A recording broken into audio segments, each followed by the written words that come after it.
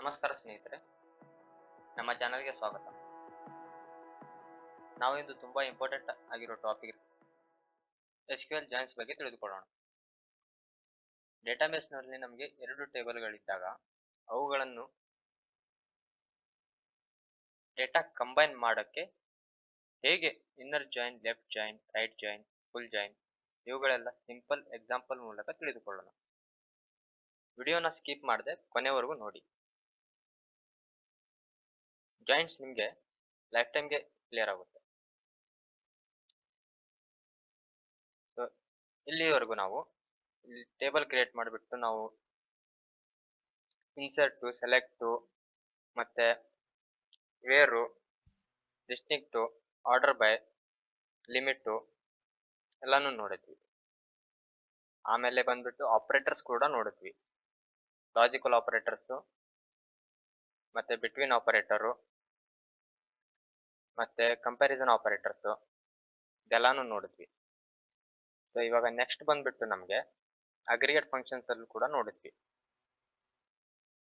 So next ಬಂದ್ಬಿಟ್ಟು joins ಇರುತ್ತೆ. So joins ಅಲ್ಲಿ ನಾವು ಫಸ್ಟ್ 2 ಟೇಬಲ್ನ ಕ್ರಿಯೇಟ್ ಮಾಡ್ಕೊಂಡಿದ್ದೀವಿ. ಸೊ ಇಲ್ಲಿ ಬಂದ್ಬಿಟ್ಟು ನಾನು ಸ್ಟೂಡೆಂಟ್ ಟೇಬಲ್ನ ಕ್ರಿಯೇಟ್ ಮಾಡ್ಕೊಂಡಿದ್ದೀನಿ.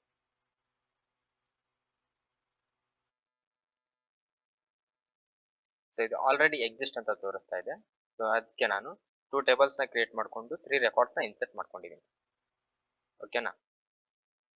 ಸೊ ನೆಕ್ಸ್ಟ್ ನಮಗೆ what is join? Join is use to combine data from 2 or more tables. ಅಂದ್ರೆ ನಾವು ಜಾಯಿನ್ಸ್ನ 2 or more ಟೇಬಲ್ಸ್ ಇಂದ ಡೇಟಾನ ಕಲೆಕ್ಟ್ ಮಾಡ್ಕೊಳ್ಳೋಕ್ಕೆ ಯೂಸ್ ಮಾಡ್ಕೊಳ್ತೀವಿ. ಫಾರ್ ಎಕ್ಸಾಂಪಲ್, ಈಗ ನಮಗೆ ವಿದ್ಯಾರ್ಥಿಗಳ ಹೆಸರು ಮತ್ತೆ ಮಾರ್ಕ್ಸ್ ಒಟ್ಟಿಗೆ ಬೇಕು, ಬಟ್ ಡಿಫ್ರೆಂಟ್ ಟೇಬಲ್ ಅಲ್ಲಿ ಡೇಟಾನ ಇನ್ಸರ್ಟ್ ಆಗಿದೆ. ಸೊ ಆ ಟೈಮಲ್ಲಿ ನಾವು ಬಂದ್ಬಿಟ್ಟು ಜಾಯಿನ್ಸ್ನ ಯೂಸ್ ಮಾಡ್ಕೋತೀವಿ. ಸೊ ಅದರಲ್ಲಿ ಬಂದ್ಬಿಟ್ಟು first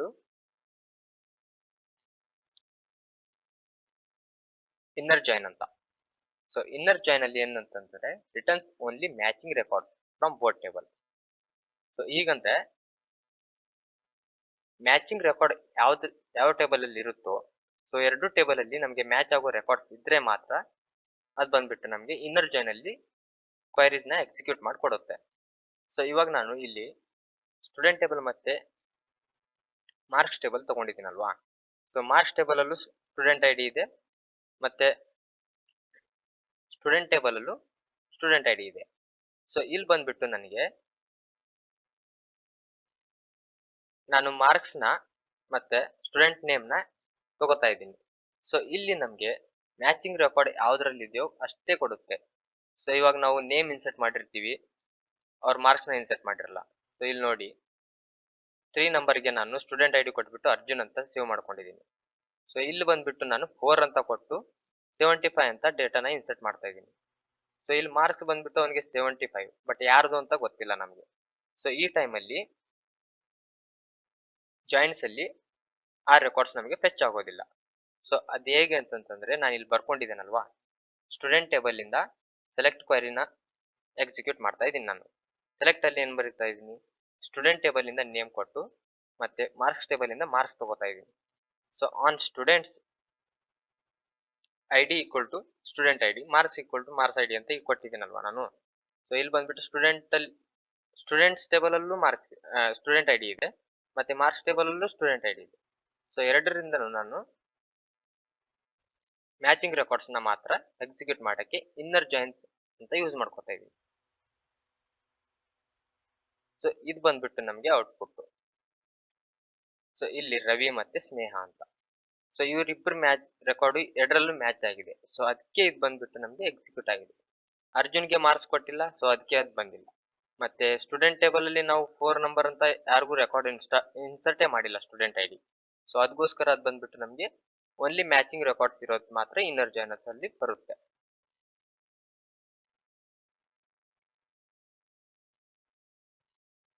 so real time example ಹೇಳಬೇಕು ಅಂತಂದ್ರೆ ನಮ್ಗೆ ಇವಾಗ ಇಂಟರ್ವ್ಯೂಗೆ ಶಾರ್ಟ್ ಲಿಸ್ಟ್ ಆದ ಕ್ಯಾಂಡಿಡೇಟ್ಸ್ ಮಾತ್ರ ಒಳಗಡೆ ಬರ್ತಾರೆ, ಬೇರೆಯವ್ರನ್ನ ಒಳಗಡೆ ಬರಕ್ ಬಿಡಲ್ಲ. ಸೊ ಅದೇ ತರ ಅದಂದ್ರೆ ಆ ಜೆಡಿಗೆ ಯಾರು ಎಲಿಜಿಬಲ್ ಆಗಿ ಮ್ಯಾಚ್ ಆಗ್ತಾರೋ ಸೊ ಅವ್ರನ್ನ ಮಾತ್ರ ಅವ್ರು ಶಾರ್ಟ್ ಲಿಸ್ಟ್ ಮಾಡಿಬಿಟ್ಟು ಒಳಗಡೆ ಕರೀತಾರೆ. ಇದನ್ನೇ ನಾವು ಇನ್ನರ್ ಜಾಯಿನ್ಗೆ ಎಕ್ಸಾಂಪಲ್ ಅಂತ ತಗೋಬಹುದು. ಸೊ ನಮ್ಗೆ ನೆಕ್ಸ್ಟ್ ಬಂದ್ಬಿಟ್ಟು ಲೆಫ್ಟ್ ಅಂತ. ಲೆಫ್ಟ್ ಜಾಯಿನ್ ಅಲ್ಲಿ ಅದನ್ನ ಲೆಫ್ಟ್ ಔಟರ್ ಜಾಯಿನ್ ಅಂತಾನೂ ಕರೀತಾರೆ. ಸೊ ಇದ್ರಲ್ಲಿ ನಮ್ಗೆ ಏನಾಗುತ್ತೆ ಅಂತಂದ್ರೆ returns all record from the left table and matching records from the right table. ಅಂದ್ರೆ ಲೆಫ್ಟ್ ಟೇಬಲ್ ಅಂತಂದ್ರೆ ನಮ್ಗೆ ಇವಾಗ ಇಲ್ಲಿ ಬಂದ್ಬಿಟ್ಟು ನಮ್ಗೆ ಸ್ಟೂಡೆಂಟ್ ಟೇಬಲ್ ಲೆಫ್ಟ್ ಟೇಬಲ್ ಆಗುತ್ತೆ. ಸೊ ಅಲ್ವಾ? ಸೊ ಅದಕ್ಕೆ ನಾವು ಮಾರ್ಕ್ಸ್ ನ ಜಾಯಿನ್ ಮಾಡ್ತಾ ಇದೀವಿ.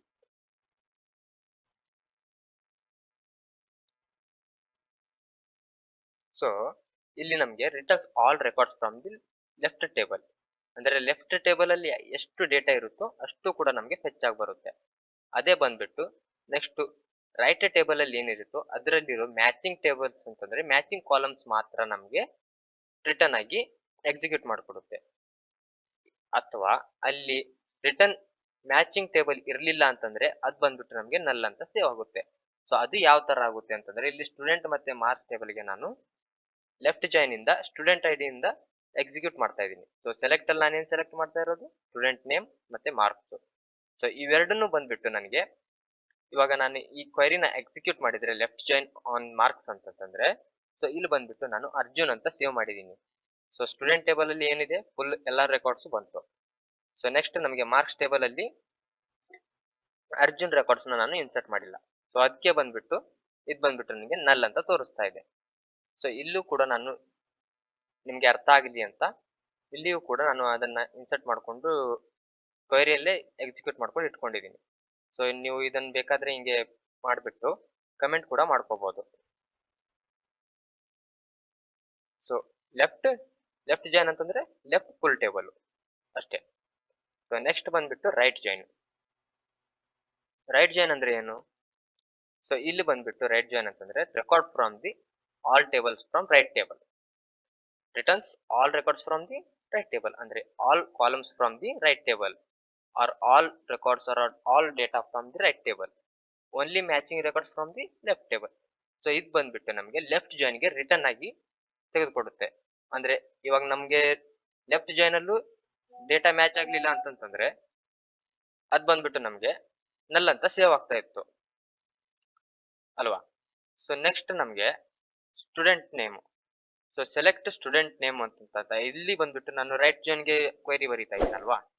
ಸೊ ಅದಕ್ಕೆ ನಾನು ಮಾರ್ಕ್ಸ್ ನ ಮತ್ತೆ ಸ್ಟೂಡೆಂಟ್ ಟೇಬಲ್ ನ ತಗೊಂಡಿದ್ದೀನಿ. ಸೊ ಸ್ಟೂಡೆಂಟ್ ಟೇಬಲ್ ಇಂದ ಮತ್ತೆ ನೇಮು ಮತ್ತೆ ಮಾರ್ಕ್ಸ್ ಟೇಬಲ್ ಇಂದ. ಸೊ ಅದನ್ನ ತಂದ್ಬಿಟ್ಟು ನಾನು ಸ್ಟೂಡೆಂಟ್ ಐಡಿ ಎರಡರಲ್ಲೂ ಕೊಟ್ಟಿದ್ದೀನಿ. ಸೊ ಅದಕ್ಕೋಸ್ಕರ ಸ್ಟೂಡೆಂಟ್ ಐಡಿ ನಾನು ಈಕ್ವಲ್ ಟು ಅಂತ ತಗೋತಾ ಇರೋದು. ಸೊ ಇದು ಬಂದ್ಬಿಟ್ಟು ನಮಗೆ ಆಪರೇಟರ್ ಅಂತ ಈಕ್ವಲ್ ಟು. ಸೊ ಇಲ್ಲಿ ಬಂದ್ಬಿಟ್ಟು ನಮಗೆ ಜಾಯಿನ್ಸ್ ಇರುತ್ತೆ. ಸೊ ಇದು ಬಂದ್ಬಿಟ್ಟು ಸೆಂಟೆಕ್ಸ್. ಈ ಸೆಂಟೆಕ್ಸ್ ನಮಗೆ ನೆನಪಿದ್ರೆ ಸೊ ನಾವು ಯಾವ ಕ್ವೈರಿ ಕೂಡ ಬರೀಬಹುದು. ಓಕೆನಾ? ಇವಾಗ ನಾನು ಇದನ್ನ ಎಕ್ಸಿಕ್ಯೂಟ್ ಮಾಡಿದ್ರೆ ಸೊ ಇಲ್ಲಿ ಬಂದ್ಬಿಟ್ಟು ನನಗೆ ರವಿ ಅಂತ ಬಂತು. ಅವನ್ ಮಾರ್ಕ್ಸ್ ಏನಿತ್ತು 85 ಅಂತ. ನೆಕ್ಸ್ಟ್ ಬಂದ್ಬಿಟ್ಟು ಸ್ನೇಹ ಅಂತ. ಸ್ನೇಹಾಗೆ ಎಷ್ಟು ಮಾರ್ಕ್ಸ್? 90 ಮಾರ್ಕ್ಸ್. ಅದೇ ಇವಾಗ 75 ಮಾರ್ಕ್ಸ್ ಯಾರ್ದು ಅಂತಾನೆ ಗೊತ್ತಿಲ್ಲ. ಯಾಕೆ ಅಂತಂದ್ರೆ ನಾನು ಸ್ಟೂಡೆಂಟ್ ಟೇಬಲ್ ಅಲ್ಲಿ 4th ಕಾಲಮ್ ನಾನು ಇನ್ಸರ್ಟೇ ಮಾಡಿಲ್ಲ. ಓಕೆನಾ? ಸೊ ಇಲ್ಲಿ ಸ್ಟೂಡೆಂಟ್ ಟೇಬಲ್ ಅಲ್ಲಿ ನಾನು 4th ರೆಕಾರ್ಡ್ ಅಂತಂದ್ರೆ 4 ಐಡಿ ನಂಬರ್ ನ ಯಾರಿಗೂ ನಾನು ಕೊಡ್ಲೇ ಇಲ್ಲ. ಸೊ ಅದಕ್ಕೋಸ್ಕರ ಅದ್ ಬಂದ್ಬಿಟ್ಟು ನನಗೆ 75 ಅಂತ ತೋರಿಸ್ತಾ ಇದೆ. ಸೊ ನಾನಿನ್ನೆಲ್ಲಿ ಮಾಡಿದೀನಿ ಯಾರ್ದು 4 ಅಂತ ಐಡಿ ಇರುತ್ತೋ ಅವ್ರಿಗೆ 75 ಮಾರ್ಕ್ಸ್ ಅಂತ ಕೊಟ್ಟಿದ್ದೀನಿ. ಸೊ ಅದಕ್ಕೋಸ್ಕರ ಇದು ಬಂದ್ಬಿಟ್ಟು ನನಗೆ ನಲ್ ಅಂತ ತೋರಿಸ್ತಾ ಇದೆ. ಸೊ ಇದು ಬಂದ್ಬಿಟ್ಟು ನಮಗೆ ರೈಟ್ ಜಾಯಿನ್ ಅಂತ. ನೆಕ್ಸ್ಟ್ ಬಂದ್ಬಿಟ್ಟು ಫುಲ್ ಜಾಯಿನ್ ಅಂತ. ಫುಲ್ ಜಾಯಿನ್ ಅಂತಂದ್ರೆ ಏನು? ಫುಲ್ ಜಾಯಿನ್ ಅಂತಂದ್ರೆ all records from the both table. So if there is no match null value ಎಲ್ಲಾನು ಬರುತ್ತೆ.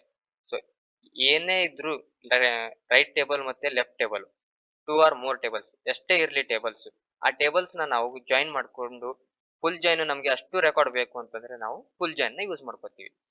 ಸೊ ಇಲ್ಲಿ ಬಂದ್ಬಿಟ್ಟು ನಾನು ಕ್ವೈರಿ ಯಾವ ತರ ಬರ್ದಿದ್ದೀನಿ ಅಂತಂದ್ರೆ ಸೆಲೆಕ್ಟ್ ಸ್ಟೂಡೆಂಟ್ ಟೇಬಲ್ ಇಂದ ಸ್ಟೂಡೆಂಟ್ ನೇಮು ಮತ್ತೆ ಮಾರ್ಕ್ಸ್ ಇಂದ marks from student full join on marks student ID is equal to marks dot student ID. So ಯಾರ್ದು ಸೇಮ್ ಆಗಿರುತ್ತೋ ಅದನ್ನ ರಿಟರ್ನ್ ಮಾಡು ಅಂತ ಹೇಳ್ತಾ ಇರೋದು.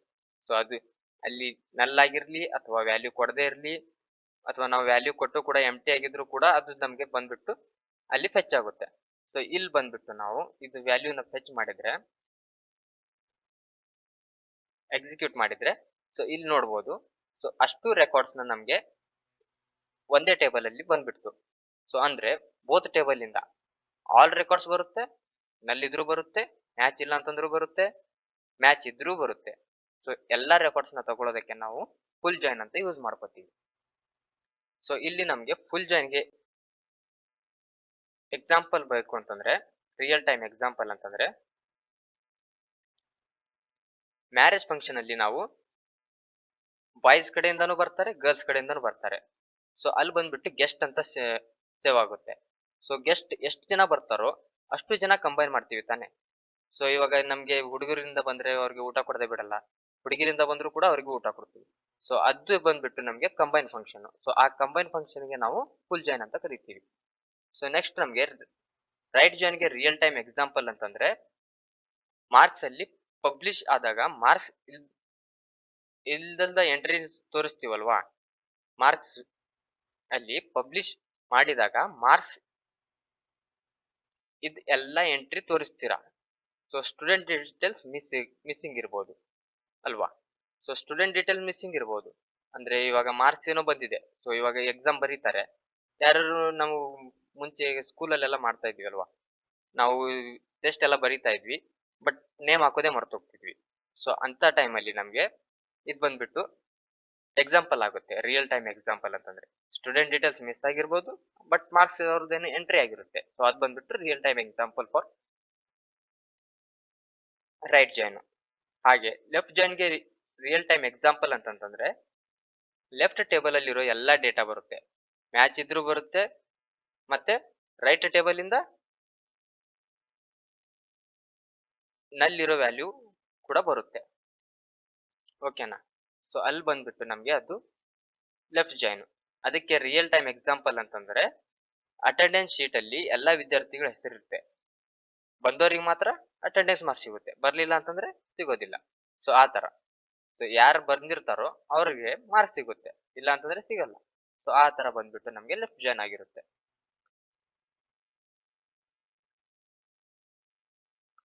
ಸೊ ಇಲ್ಲಿ ನಮ್ಗೆ ಈಸಿ ಟ್ರಿಕ್ ಆಗಿ ನಾವು ನೋಡ್ಬೇಕು ಅಂತಂದ್ರೆ,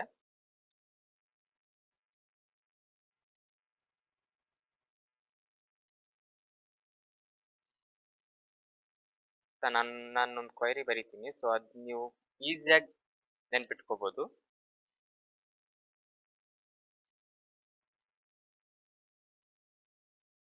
ಸೊ ಇಲ್ಲಿ ಬಂದ್ಬಿಟ್ಟು ನಮ್ಗೆ ಇಷ್ಟೆಲ್ಲ ಆಯ್ತು ಅಲ್ವಾ, ಬೋತ್ ಟೇಬಲ್ಸ್ ಅಂತ ಆಯ್ತು ಫುಲ್ ಜಾಯಿನ್ ಇಂದ. ಸೊ ಇಲ್ಲಿ ನಾನು ಈ ತರ ಕೊಡ್ತೀನಿ, ಈಸಿ ಟ್ರಿಕ್ ಟು ರಿಮೆಂಬರ್ ಅಂತ. ಸೊ ಇನ್ನರ್ ಜಾಯಿನ್ ಅಂತಂದ್ರೆ,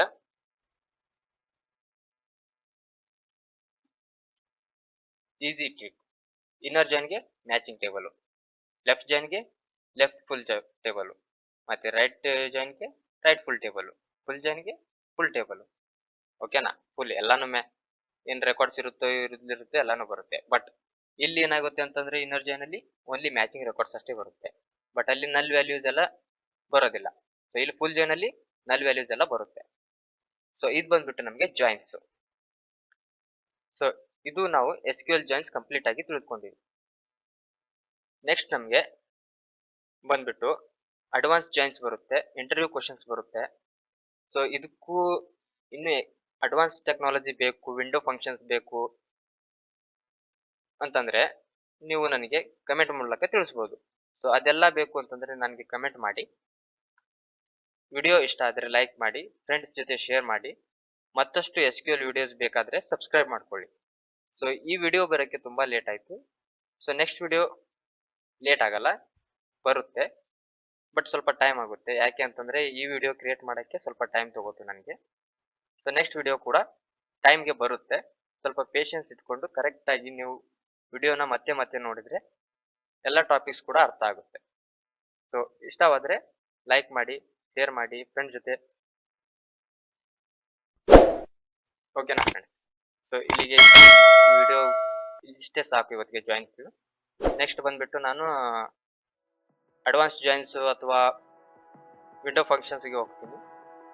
ಸೊ ಸಬ್ಸ್ಕ್ರೈಬ್ ಮಾಡಿಕೊಂಡು ಆಕ್ಟಿವ್ ಆಗಿರಿ. ಸೊ ಧನ್ಯವಾದಗಳು friends. See you in the next video.